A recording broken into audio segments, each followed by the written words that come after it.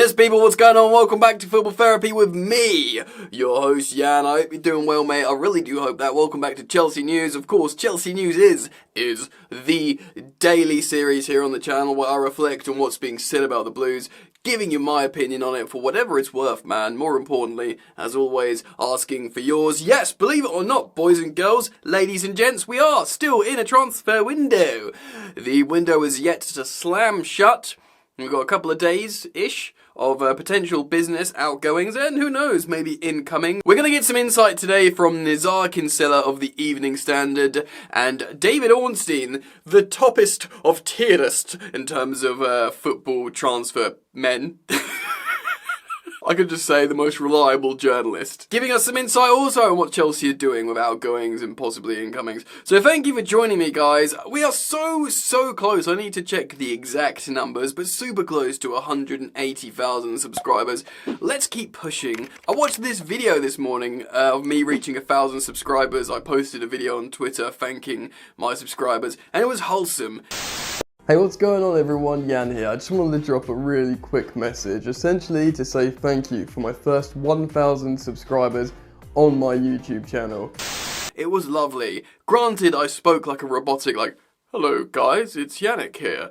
I'm very pleased to have reached 1,000 subs. I wasn't really letting the juice flow and being myself, but still, baby, bald Yannick was serving football analytics. I've come a long way. I want to get this drive back. I've gone from 1,000. Obviously, we hit that bad boy a long time ago now, and I stopped kind of pushing the drive to try and generate more subscribers and followers, and I want to get that back. I want to start making the content as good as it can be. I want to essentially serve the viewer and subscriber, which is you, man. So thanks for being here. If you are yet to subscribe and you are a returning viewer, why not hit sub?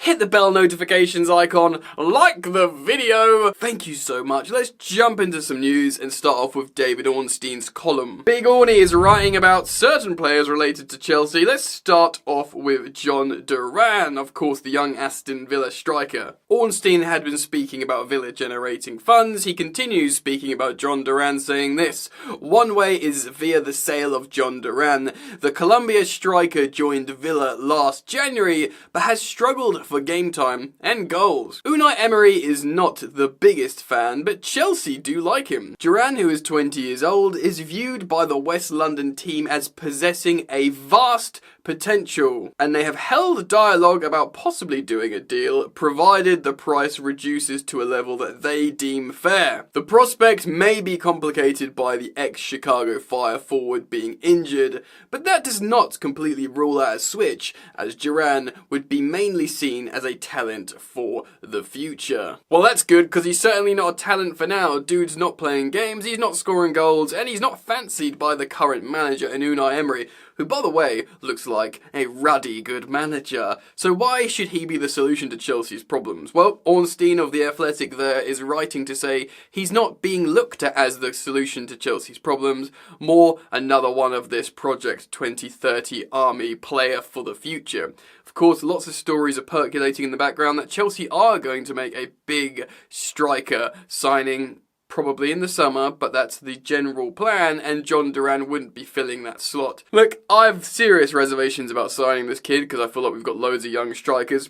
But hey, if it's part of the plan, if they've got an idea, and if he makes things better for the Chelsea project, then as long as you don't breach financial fair play for this kid, do what you want. Let's read on. Gallagher, Breuer and Chalobah, Chelsea to Spurs and others. Given Conor Gallagher's contract expires at the end of next season and a new deal looks unlikely at present, it is plausible Chelsea agree to sell him either this month or in the summer. There have been inquiries from 3 clubs in the top half of the Premier League, and despite the 23-year-old's importance to Mauricio Pochettino's lineup, his outlook remains uncertain. Yeah man, we've done with Conor Gallagher to death. We spoke about him in yesterday's video about how much he's worth in terms of his wages.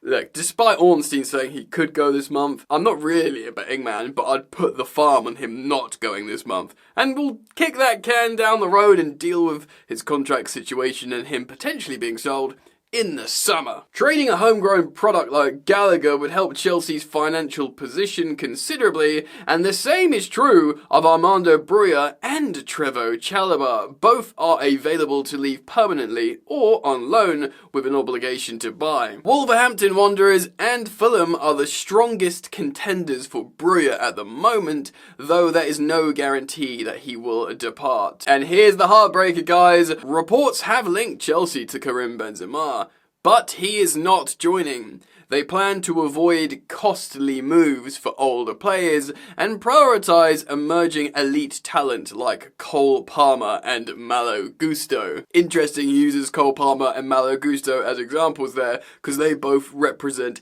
excellent business by Chelsea Football Club. I think a year ago to the day yesterday we signed Malo Gusto for what, 20 million quid as a 19-year-old, the best under 21 right back in the world, which he remains right now, of course, still.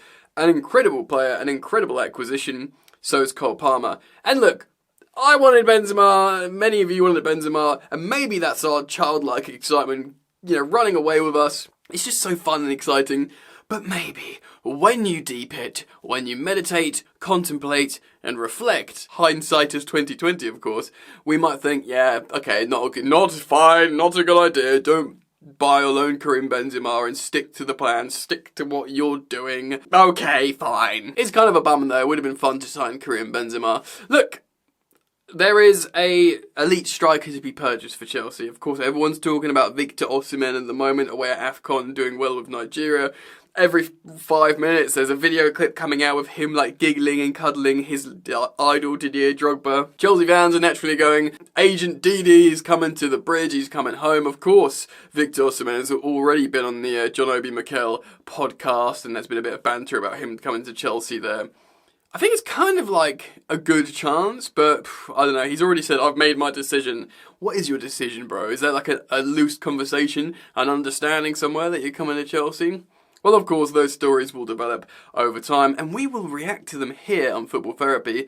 So, yeah, another reason to subscribe and make sure notifications are turned on. But let's switch over now and see what Nizar Kinsella of the Evening Standard is saying about Chelsea's transfers. Nizar writes, Fulham and Wolves are in talks with a late move to sign Armando Broja, with Chelsea ready to sell the striker to help raise funds for a big money deal for a new number 9. So Chelsea want £50 million for Broja, but both Fulham and Wolves hope to agree a fee below £35 million, and negotiations are likely to rumble on until deadline day on Thursday. Any deal is likely to be an initial loan switch before a permanent transfer in the summer, based on performance-related criteria being met. First of all, that's really interesting in itself in terms of performance criteria. I mean, surely you do a loan with an obligation to buy or an option to buy, and I do worry about Broja reaching performance stats at the moment, if he'd qualify for the transfer, because his head's dropping a lot.